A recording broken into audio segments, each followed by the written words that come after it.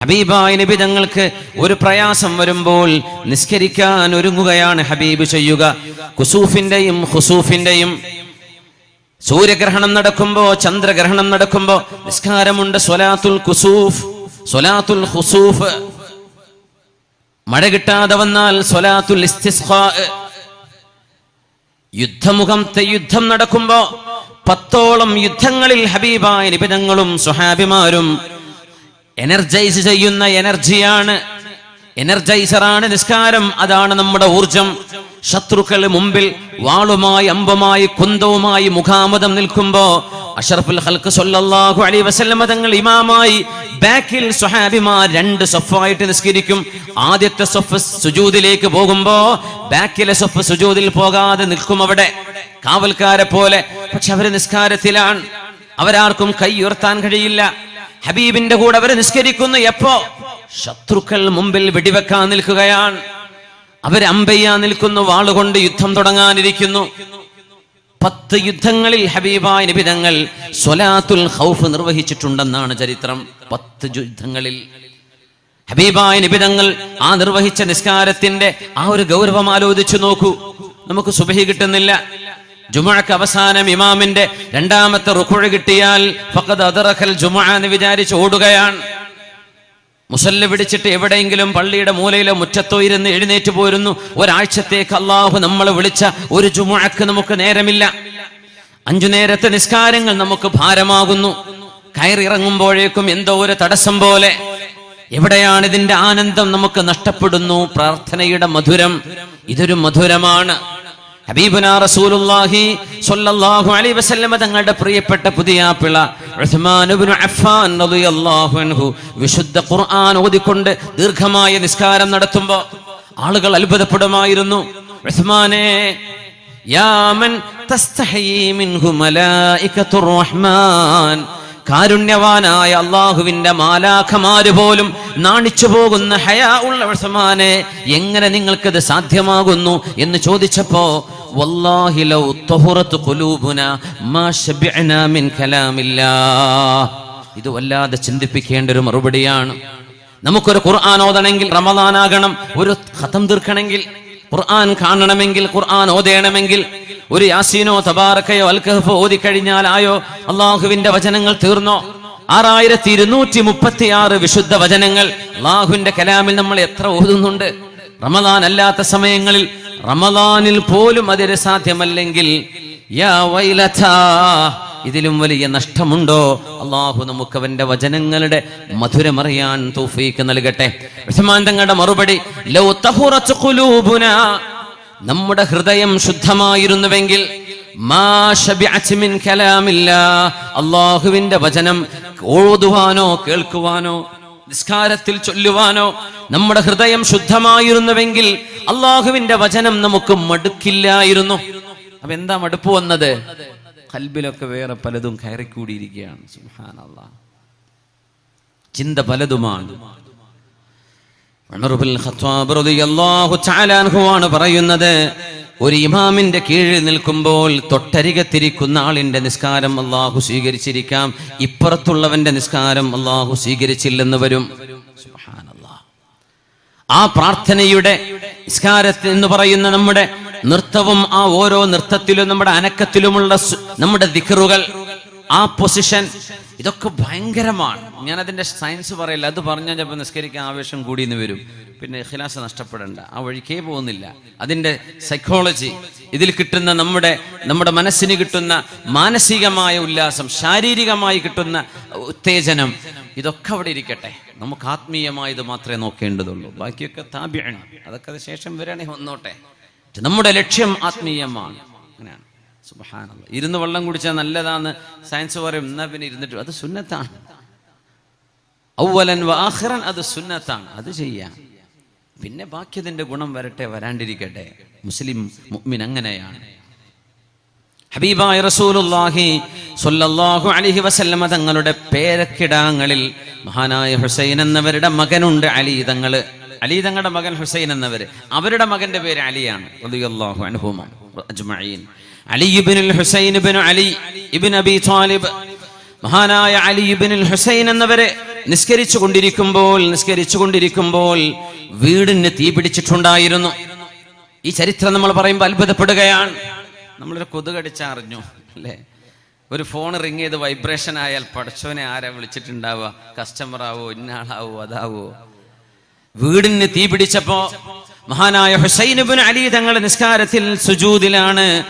ജനങ്ങളെല്ലാവരും ഉറക്കെ വിളിച്ചു പറയാൻ തുടങ്ങി, യബ്ന റസൂലില്ലാഹ് അന്നാർ അന്നാർ, യബ്ന റസൂലില്ലാഹ്, റസൂലുള്ളാഹിന്റെ പേരക്കുട്ടിയെ, തങ്ങളെ തീ പിടിച്ചിട്ടുണ്ട്, ഓടി രക്ഷപ്പെട്ടോളൂ.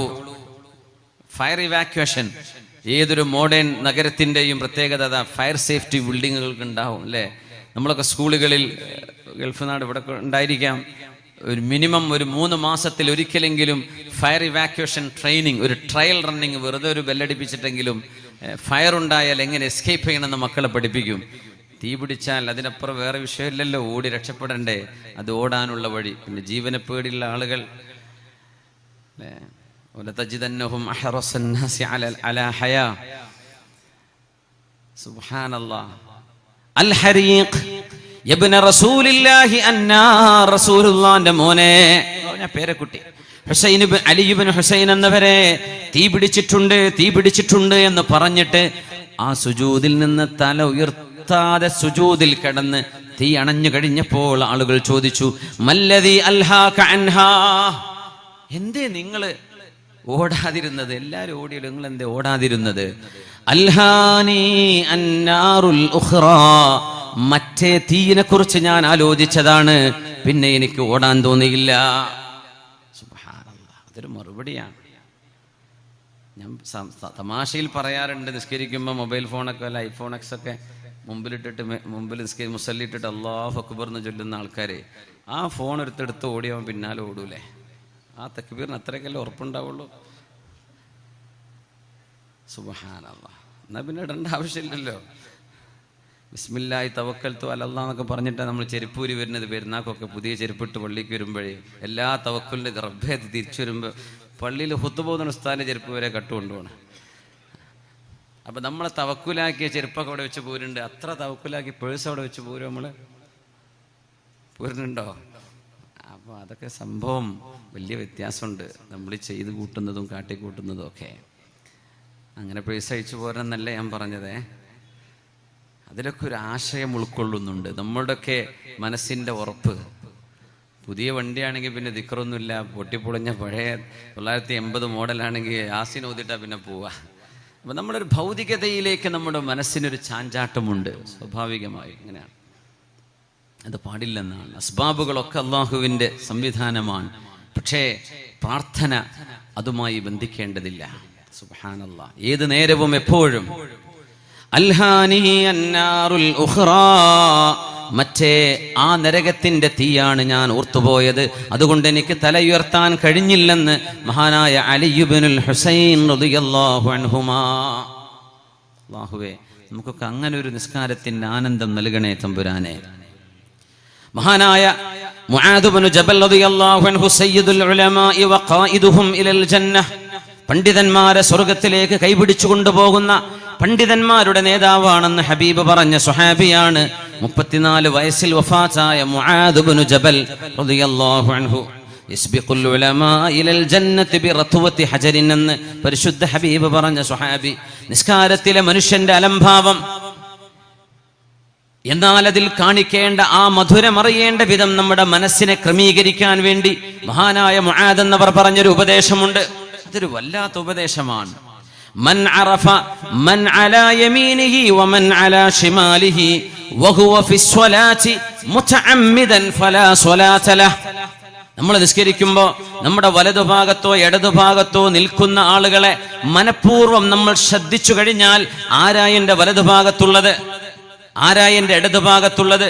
നമ്മൾ ഒറ്റക്കായിരുന്നു, ഇപ്പുറത്തൊരാൾ വന്ന് ചേർന്നു, ആ ചേർന്ന് വന്ന ആൾ ആരാണ്? ഇത് മനഃപൂർവ്വം നമ്മൾ നമ്മുടെ സൈഡിലുള്ള ആളുകളെ കുറിച്ച് ചിന്തിച്ചു പോവുകയാണെങ്കിൽ ഫലാ സ്വലാത ലഹ്, ആ നിസ്കാരത്തിന് അള്ളാന്റെ അടുത്ത് കൂലിയില്ല എന്ന് മഹാനായ മുആദ് ഇബ്നു ജബൽ റളിയല്ലാഹു അൻഹു. അപ്പൊ നമ്മളൊക്കെ ഒന്ന് അഴിച്ചുപണി ചെയ്യേണ്ടി വരും. സുബ്ഹാനല്ലാഹ്. അതിലൊരു യോഗാഭ്യാസത്തിനൊക്കെ എന്താ കോൺസെൻട്രേഷൻ. ആ കാലും മടക്കിയുള്ള ഇരുത്തൊക്കെ ഇരിക്കണ കണ്ടാൽ സുബ്ഹാനല്ലാഹ്. ട്രെയിനർ പറയാം 1/2 മണിക്കൂർ ഈ നൃത്തം നിൽക്കണേ, കണ്ണു പൂട്ടിയിട്ട് അവിടെ ഇരിക്കും 1/2 മണിക്കൂർ, ഒരു ചിന്തയും വരൂല. നിസ്കാരത്തിൽ ഇരുന്ന് നോക്കി എന്തൊക്കെ കഥ വരും, എന്തൊക്കെ. അബൂ ഹനീഫ തങ്ങളുടെ കഥ പണ്ട് ചരിത്രം പറയാറുണ്ട്, നമ്മളൊരിക്കൽ അനുസ്മരിച്ചതാണ്. എന്നാലും അബൂ ഹനീഫ തങ്ങളോട് ഒരാൾ വന്ന് പരാതി പറയാണ്, ഇമാമേ, ഞാൻ എൻ്റെ കാശ് ഭൂമിയിൽ എവിടെയോ കുഴിച്ചിട്ടിരുന്നു. പണ്ട് നിധികളാണല്ലോ, ആ കുഴിച്ചിട്ട സ്ഥലം മറന്നുപോയി, ഒരു പരിഹാരം. മഹാനവറുകൾ പറഞ്ഞു, ഇതൊന്നും ഫിഖ്ഹുമായി ബന്ധപ്പെട്ട വിഷയമല്ല, കർമ്മശാസ്ത്ര പണ്ഡിതന മഹാനായ അൽ ഇമാമുൽ ആദം അല്ലേ. പക്ഷെ മഹാൻ പറഞ്ഞു, എന്നാലും റസൂലുള്ളാഹി തങ്ങൾ ഇദാ ഫസഅഹു അംറുൻ ഹസബ ഇല സ്വലാ അല്ലേ, ഇദാ ഹസബഹു അംറുൻ ഫസഅ ഇല സ്വലാ, ഹബീബായി തങ്ങൾക്കൊരു പ്രയാസം വന്നാൽ നബി നിസ്കരിക്കാറ്. അന്നീ പോയിട്ട് 4 റക്അത്ത് തഹജ്ജുദ് നിസ്കരിക്കുന്ന രാത്രി 2ാമത്തെ റക്അത്തിൽ ഇവന് ഓർമ്മ വന്നു എന്നാ, അപ്പോഴും കൈയഴിച്ചു ഓടിയെന്ന. സുബ്ഹാനല്ലാഹ്. അപ്പൊ ഇമാമിനോട് ചെന്ന് പറഞ്ഞു, സമാധാനം സന്തോഷം അങ്ങനെ ഉണ്ടാവില്ല, പറഞ്ഞ് നടന്നു. ഇമാം പറഞ്ഞു, എനിക്കറിയാമായിരുന്നടോ, ജന്മത്തിൽ തഹജ്ജുദ് നിസ്കരിക്കാത്ത നിന്നെ അതിൻ്റെ മധുരം അറിഞ്ഞാൽ നീ നിർത്തൂലെന്ന് ഇബ്ലീസിനറിയാം, അതുകൊണ്ട് അവൻ വന്ന് ഓർമ്മിപ്പിക്കുമെന്ന് എനിക്കറിയാമായിരുന്നു. സുബ്ഹാനല്ലാഹ്. പറഞ്ഞ പോലെ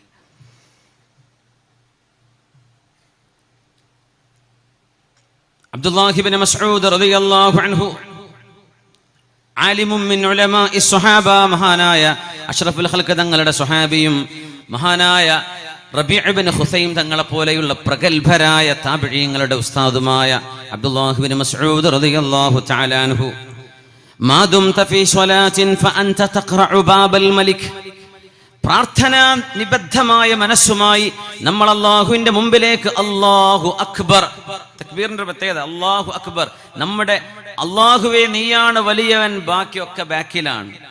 ഈ തട്ടാണ് നമ്മൾ അല്ലാഹു അക്ബർ, തട്ടണം എന്നല്ല പറയണത് കേട്ടോ, അതിൽ അങ്ങനെ ഒരു ആശയമുണ്ട് എന്ന് മഹാന്മാർ പറയും. അതിൻ്റെ ഒരു സിറതാണ് അല്ലാഹു അക്ബർ, റബ്ബേ നീ വലുതാണ്, നീ അല്ലാത്തതൊക്കെ ചെറുതാണ്.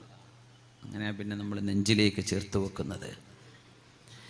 നമ്മളെങ്ങാനും അള്ളാഹുവിന്റെ മുമ്പിലേക്ക് പ്രാർത്ഥനയിൽ കയറുമ്പോൾ തഖറഉ ബാബൽ മലികി, രാജാവിന്റെ അള്ളാഹുവിന്റെ രാജാധികാരത്തിന്റെ ഉടമസ്ഥനായ അള്ളാഹുവിന്റെ കൊട്ടാരവാതിലാണ് നമ്മൾ മുട്ടുന്നത്. വമൻ ഖറഅൽ ബാബ യുഫ്തഹു ലഹു, ആ വാതിൽ മുട്ടുന്നവർക്ക് തുറക്കപ്പെടും എന്ന് മഹാനായ അബ്ദുല്ലാഹി ഇബ്നു മസ്ഊദ് റളിയല്ലാഹു തആല അൻ. രാജാവിന്റെ മുമ്പിലാണ് നിൽക്കുന്നത് എന്ന് നമ്മൾ ആലോചിക്കുന്നുണ്ടോ? നമ്മുടെ വീട്ടിലാവട്ടെ, മസ്ജിദിലാവട്ടെ, എവിടെയാവട്ടെ. അതുകൊണ്ടാണ് അലക്സിസ് കാർലൽ എന്ന് പറയുന്ന ദ അൺനോൺ എന്ന പ്രശസ്തമായ പുസ്തകം എഴുതിയ ആളാണ്. അദ്ദേഹം പറഞ്ഞു, I haven't seen anything in medicine more powerful than prayer. അദ്ദേഹം ഒരു മുസ്ലിം ഒന്നുമല്ല, പക്ഷെ അദ്ദേഹം പറയാ, എത്രയോ രോഗികൾക്ക് മരുന്ന് കൊടുത്ത് ശിഫയാവാത്ത രോഗികൾ പ്രാർത്ഥന കൊണ്ട് ശിഫയായിട്ടുണ്ട്. അദ്ദേഹം പറയാ, പ്രാർത്ഥനയോളം പവർഫുള്ളായ ഒരു മെഡിസിൻ ഞാൻ കണ്ടിട്ടില്ല എന്ന്. അലക്സിസ് കാർലൈൽ,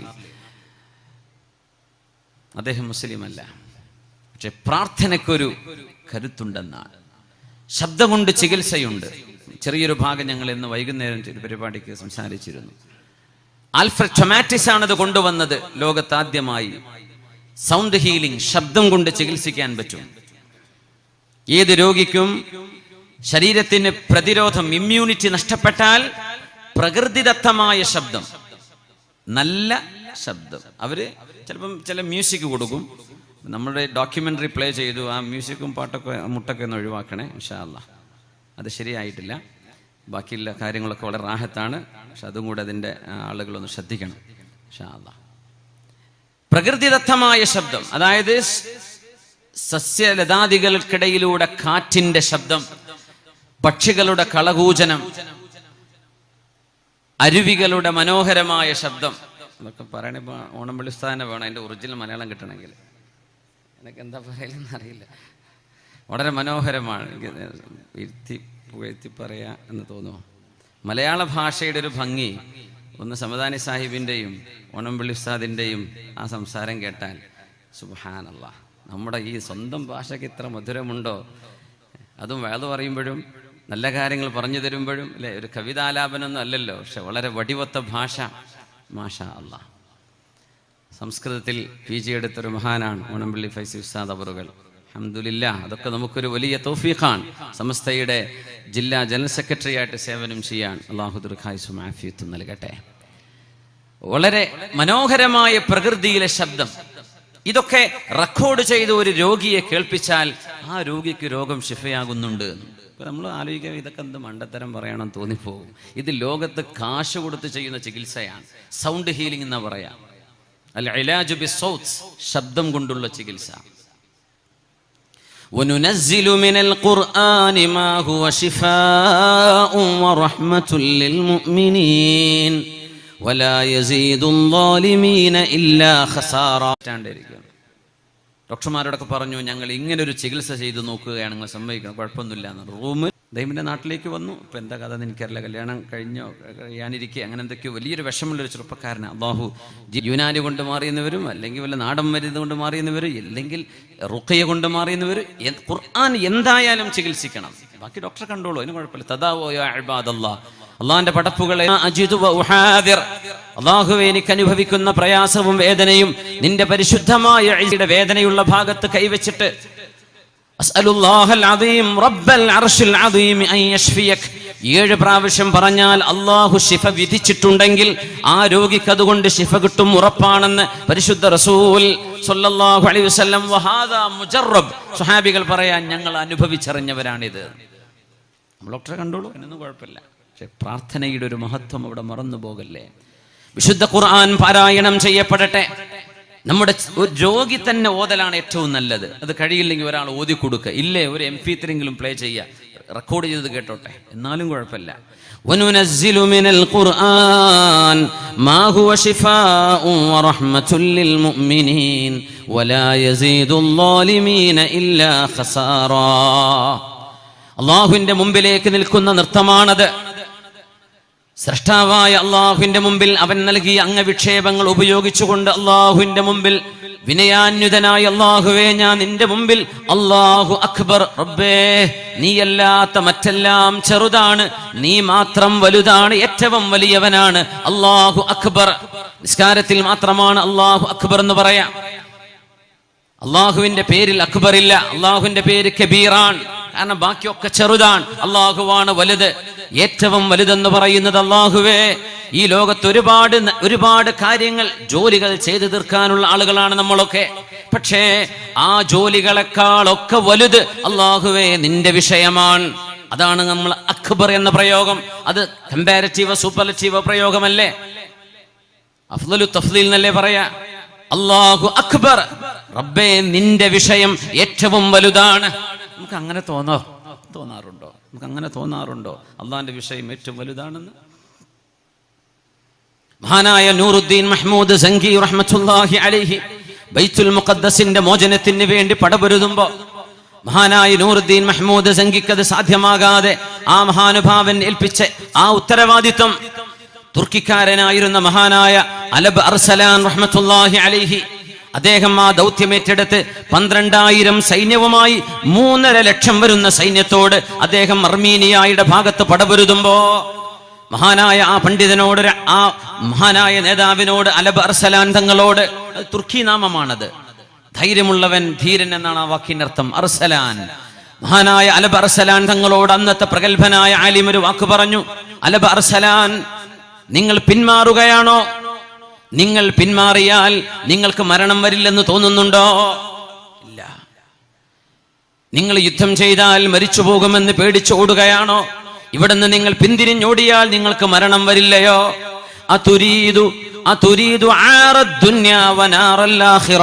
നിങ്ങൾക്ക് ഈ ലോകത്തിന്റെ നിന്ദതയും പരലോകത്തെ നരകവുമാണോ വേണ്ടത്? ചില ആളുകളൊക്കെ പറഞ്ഞു അദ്ദേഹത്തോട്, നമ്മൾ എങ്ങനെ പിടിച്ചു നിൽക്കും? 3.5 ലക്ഷം വരുന്ന അർമാനൂസ് എന്ന് പറയുന്ന റോമൻ രാജാവിനോടുള്ള യുദ്ധമാണത്. ചിലർക്ക് പറഞ്ഞു, വെറുതെ അല്ലേ, എന്തിനീ 12,000 കൊണ്ടുപോയി കുരുതി കൊടുക്കണം, നമുക്ക് പിന്തിരിയാം. ആലിം ചോദിച്ച ചോദ്യമാണ്. അലബ് അർസലാനെ, നിങ്ങൾക്ക് അള്ളാഹു നിശ്ചയിച്ച സമയമെത്താതെ മരണം വരുമെന്ന് തോന്നുന്നുണ്ടോ? Baghdad, Damascus, Medina, Cairo, Constantinople, ഈ പ്രമുഖമായ ഇസ്ലാമിന്റെ 5 നഗരങ്ങളിൽ സൈന്യം വിന്യസിപ്പിച്ചുകൊണ്ട് ഇസ്ലാമിക സംസ്കാരത്തെയും ഇസ്ലാമിന്റെ അടയാളങ്ങളും ഭൂമുഖത്ത് നിന്ന് തുടച്ചു നീക്കാൻ വേണ്ടി റോമൻ സീസർ അർമാനൂസ് ചെയ്ത ഹിജ്റയുടെ 4-ാം നൂറ്റാണ്ടിൽ നടന്ന ഏറ്റവും ഭീകരമായ ഒരു യുദ്ധത്തിന്റെ അവസ്ഥയാണിത്. മഹാനായ അലബർസലാൻ തങ്ങളോട് ഉപദേശം, അലബർസലാനെ, നിങ്ങൾ യുദ്ധം ആരംഭിക്കുന്നത് വെള്ളിയാഴ്ച വരെ കാത്തിരിക്കണം. മിമ്പറിൽ ഖതീബുമാർ കയറുകയും അല്ലാഹുമ്മ അഇസ്സൽ ഇസ്ലാമ വൽ മുസ്ലിമീൻ, അല്ലാഹുമ്മ അഇസ്സ ജുൻദക വ കലിമതക ഇലാ യൗമിദ്ദീൻ, അല്ലാഹുവേ, നിന്റെ മാർഗത്തിൽ നിന്റെ ദീനിനെ തുടച്ചു നീക്കാൻ വരുന്നവരോട് പ്രതിരോധിക്കാൻ പോകുന്ന ഈ സമുദായത്തിന്റെ പ്രതിനിധികളെ നീ സഹായിക്കണേ റബ്ബേ എന്ന് ഖുതുബയിൽ ഇമാമുമാർ പ്രാർത്ഥന നടത്താനുള്ള ഏകദേശ സമയം കണ്ടാൽ നിങ്ങൾ യുദ്ധം ആരംഭിച്ചോളൂ.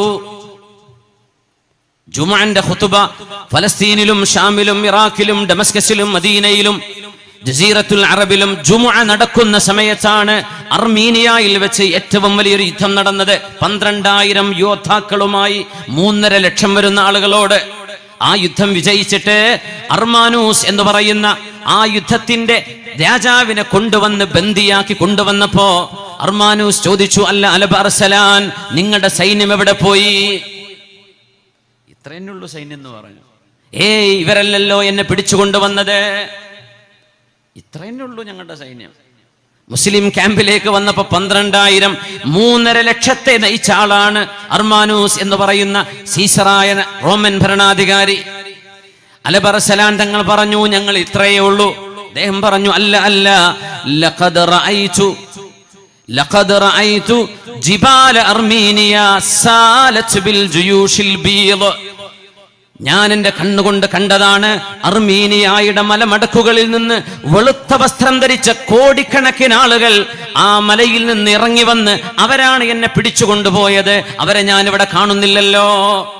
വമാ യഅലമു ജുനൂദ റബ്ബിക ഇല്ലാഹു, നബിയെ, അള്ളാഹുവിന്റെ സൈന്യത്തിന് അള്ളാഹുവിന് മാത്രമേ അറിയുകയുള്ളൂ എവിടെന്നാണ് ഈ വിജയമുണ്ടായത്. നമ്മൾ വിചാരിക്കും ന്യൂനപക്ഷങ്ങൾക്ക് വിജയം വേണം, ഇവിടുത്തെ ഭൂരിപക്ഷത്തിന് വിജയം വേണം, എല്ലാവർക്കും സമാധാനം വേണം. ആ സമാധാനത്തിന് നമ്മൾ ഒരു തെരഞ്ഞെടുപ്പിന് അഭിമുഖീകരിക്കാനിരിക്കുന്നു. സാധ്യമായ എല്ലാ പരിശ്രമവും ചെയ്ത് വോട്ടവകാശത്തിലൂടെ ഈ രാജ്യത്തിന്റെ അധികാരം മതേതരത്വ ജനാധിപത്യ സംവിധാനങ്ങളിൽ ഉറച്ചു വിശ്വസിക്കുന്ന ഒരു സമൂഹത്തിന്റെ, ഒരു പാർട്ടിയുടെ കൈകളിൽ വരണമെന്ന് നമ്മൾ ആഗ്രഹിക്കുമ്പോഴും പ്രവർത്തിക്കുമ്പോഴും അല്ലാഹുമ്മ റബ്ബൽ മുസ്തദഅഫീൻ, അല്ലാഹുമ്മ യാ മൻ യുജീബുൽ മുൽതറ ഇദാ ദആ, കാരുണ്യവാനെ, നീ ഞങ്ങൾക്ക് തുണയേകണമെന്ന് നമ്മുടെ ഉമ്മമാരുടെ മുസല്ലകളിൽ നിന്ന്, നമ്മുടെ പള്ളി മെഹ്റാബുകളിൽ നിന്ന്, നമ്മുടെ ഇമാമുമാർ ഖതീബുമാർ നമ്മുടെ മിമ്പറുകളിൽ നിന്ന് ഈ ഉമ്മത്തിന് വേണ്ടി, ലോക മനുഷ്യരുടെ സമാധാനത്തിന് വേണ്ടി ദുആ ചെയ്യാതെ പോയാൽ ഖുൽ മാ യഅബഉ ബികും റബ്ബി ലൗലാ ദുആഉകും ഫഖദ് കദ്ദബ്തും ഫസൗഫ യകൂനു ലിസാമാ, നിങ്ങൾ പ്രാർത്ഥിക്കില്ലായിരുന്നുവെങ്കിൽ ഞാൻ നിങ്ങളെ ലവലേശം വകവെക്കുമായിരുന്നില്ല എന്ന് അല്ലാഹു ഹബീബിനോടാണ് പറയുന്നത്, പരിശുദ്ധ റസൂലിനോട് സ്വല്ലല്ലാഹു അലൈഹി വസല്ലം.